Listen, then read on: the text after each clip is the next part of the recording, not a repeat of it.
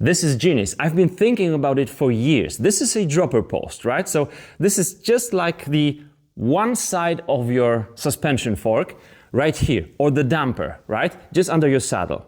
Since we already have the seat tube, let the seat tube be our lower leg and the seat post itself will be the upper leg. Then we will just put the air spring inside, and we've got amazing design.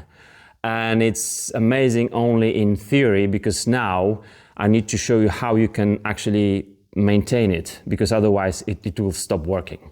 This is your classic dropper post on my bike. This is the inner leg, the outer leg, or upper and lower, and then the lower leg slides into the seat post, which is the part of the frame itself. So it just ends somewhere down there, and it's locked. It's like closed. There's only a cable like this one here. I'm going to show you that in a second.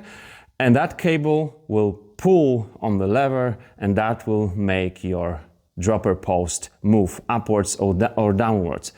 And this seat post has the seal right here, and from the inside is pretty much closed. This is our upper leg. This is our carbon lower leg, right? This is the bushing that goes into the frame like that. It goes all the way to this edge so that your leg will slide in this bushing, not in the carbon. And then, how can you actually stop the air spring? How can you mount it? Right here, in this hole of your frame.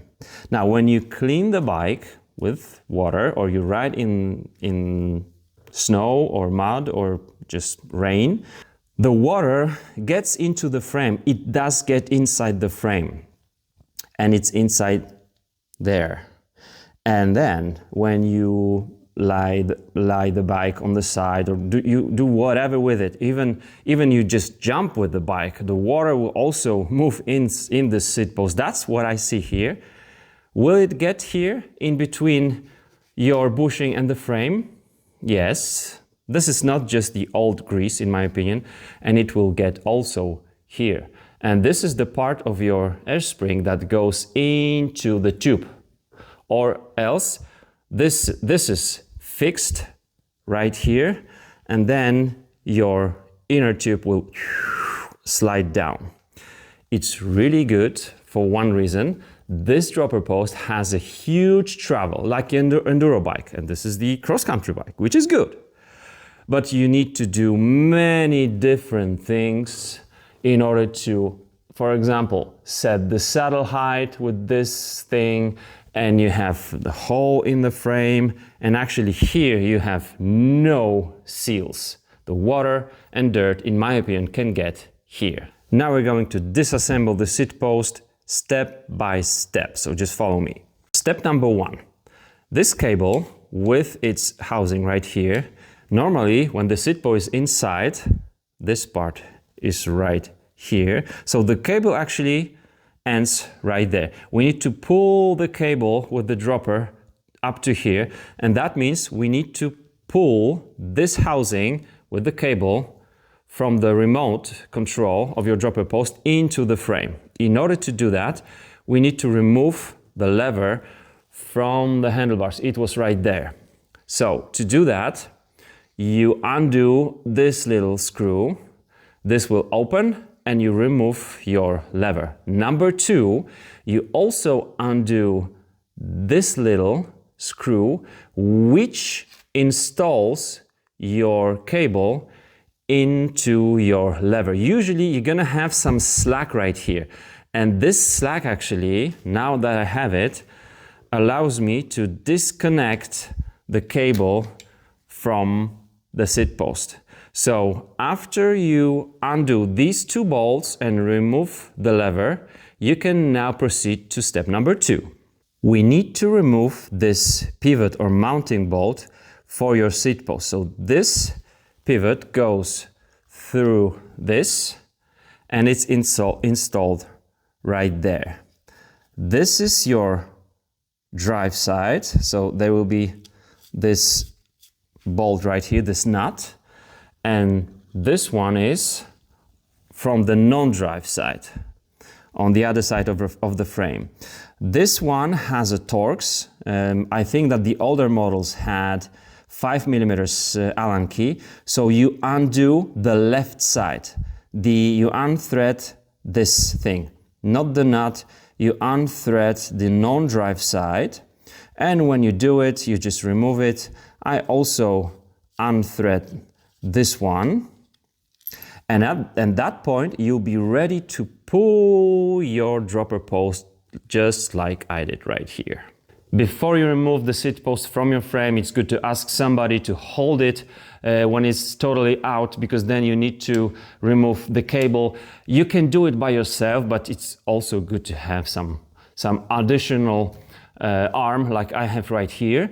And the movement is really simple. You remove the seat post and you push the housing from the seat post into the frame. So here you're pulling and here you're pushing. It's good to open, if you have any type of mounting for the cable, for the housing in the frame, to loosen it a little so that the housing will go smoothly. So you do it just like that, and then when you remove the seat post, you will have this cable assembled like this, and of course the housing will go all the way to the cable stop or housing stop here in the dropper post. That's why we want to have this slack on your cable. That's why the cable is loosened on the remote side, so that you can actually pull it with no problem. Now your seat post is free. Once again, the close-up, this cable will be installed right here, and the housing will go right there. And that's the element that the cable pulls on, and then you can either lower your seat post or go up with the saddle.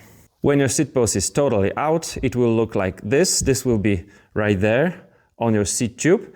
And in order to remove it, you use one of these two bolts. The upper one says oil. You don't even need to touch it for now.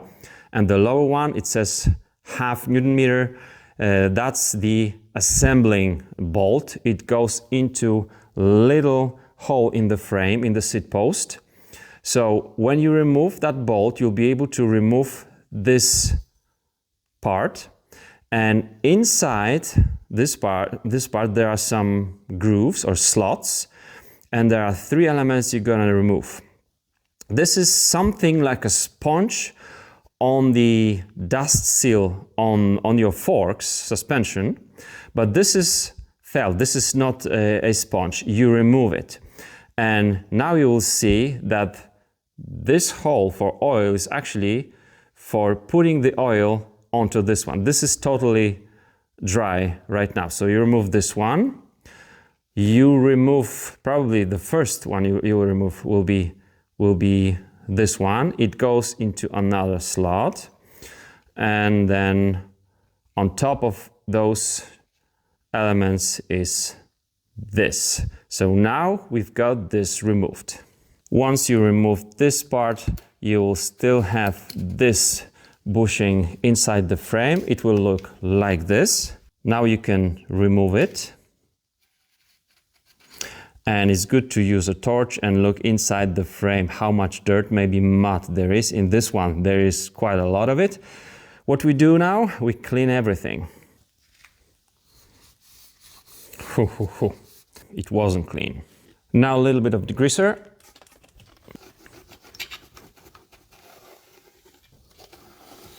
Okay. Let's clean this outer sleeve very well, because there's lots of grooves inside. And if you haven't noticed, there is an O-ring here on the bottom side of it. Here are the parts of the outer sleeve. Everything is clean. The manual doesn't say to get the suspension oil on this felt, but I did that because it was dry, and also there was some soil on it, which means that these seals are not 100% good. This is clean, and here In this bushing, you've got actually two, the black one on this side and on this side, two bushings. Oh, two bushings that should be super clean. Just don't squeeze it, don't crush it. Again, the manual doesn't say to grease the bushing right here, but I'm gonna use suspension grease. A little bit on the outer side. There was some mud on this, right? And also I think, could this be creaking? I think so.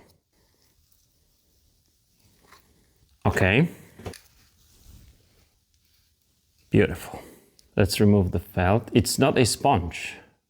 It's got the flat side, and the flat side goes towards the screw. Just remember, this is the second groove, just at the height of the screw. And now the slip or dust seal, it goes into the first groove. Why don't we put a little grease in it so that it will hold on? It will be waterproof. Oh. The bottom, the top side. We got it. The clean side is the top side, and the one with the numbers here goes like this. Assembling the slip, we need to put these two holes together, and note that this is not exactly at the back, it's a little bit to the side. Okay, I'm gonna use a little thread lock on this little bolt. 0.5 millimeters, that's not a lot. We're almost done. Now we need to clean and grease this groove. In order to do that, we need to undo this bolt and unlock our spring. On the left, locked, on the right, unlock. Now the air spring is loose. And since we have the whole spring now, almost whole spring, on the outside, we can clean it. The dirt gets into this place. You can also see where, and the manual says to put the grease only right here. I'm gonna put everywhere a little bit of grease. Precision. Why do you put grease here then? That's because of the water that gets into the frame and inside right here. This is how it looks like. Now a little suspension grease on the seal. Now I'm locking it back.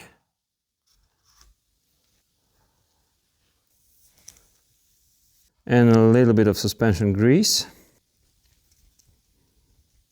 We're gonna hook the cable right now. I'm pulling on the cable on the lever side. I got the housing in place. Now I'm gonna pull on it.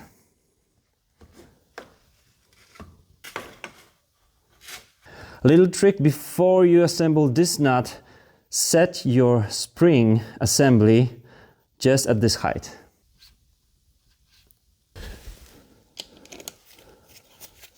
The nut is now flush with the surface of the frame.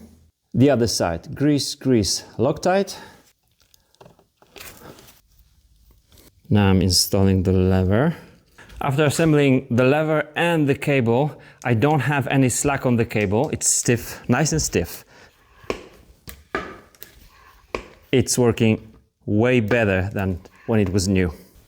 I hope this helped. Thanks for your likes and see you in the next one.